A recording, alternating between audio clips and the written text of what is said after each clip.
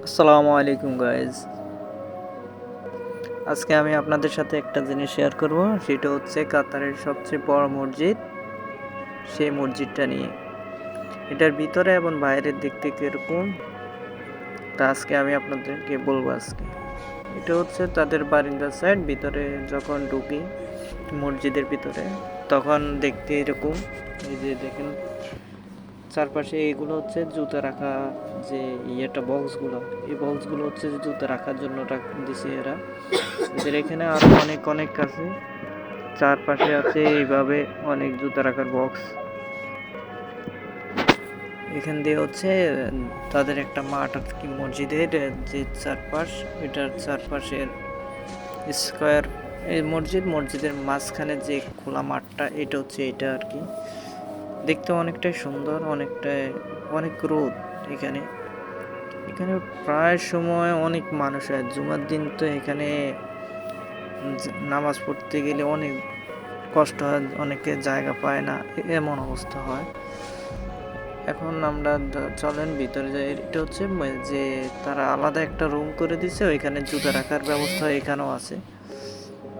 এখানে সবাই জুতাগুলো রাখে, আর সামনে দিয়ে আছে বক্স। যাদের সাথে কোনো ব্যাগ বা কোনো কিছু থাকে, ওইগুলা সবাই এখানে জমা দিয়ে টোকেন নিয়ে যায়। ওই যে দেখা যাইতেছে বক্সটা, ওই বক্সে আর কি এখানে রাখা যায়।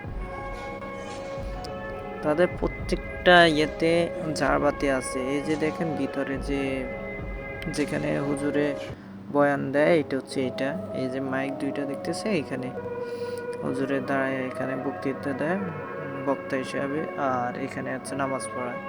দেখেন তাদের কাজগুলো কিরকম, মসজিদের ভিতরে কি রকম পার্টিশন। যারা সরাসরি দেখছে তারা বোঝে অনেক সুন্দর একটা জায়গা এখানে। তাদের মসজিদের কারুকাজগুলা, মসজিদের এখানে অল টাইম তাদের টিভির যে চ্যানেলগুলো এটা এখানে আছে, এগুলা ভিডিও করে, কথাবার্তা বলে এখানে।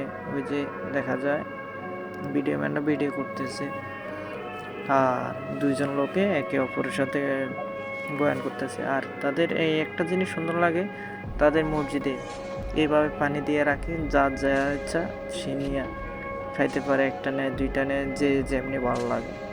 আর এই যে বক্সগুলো দেখা যাইতেছে এখানে ভিতরে, এটা হচ্ছে ফিলারের চারপাশ দিয়ে তারা সিস্টেম করে রাখছে, এখানে কোরআন থাকে আর কি। আর এই যে আমরা বাইরে যাব এখন, এটা হচ্ছে বাইরে হওয়ার গেট। এখান দিয়ে সবাই বাইরে যায়। দেখেন দেখতে অনেক সুন্দর, অসাধারণ একটা মসজিদ।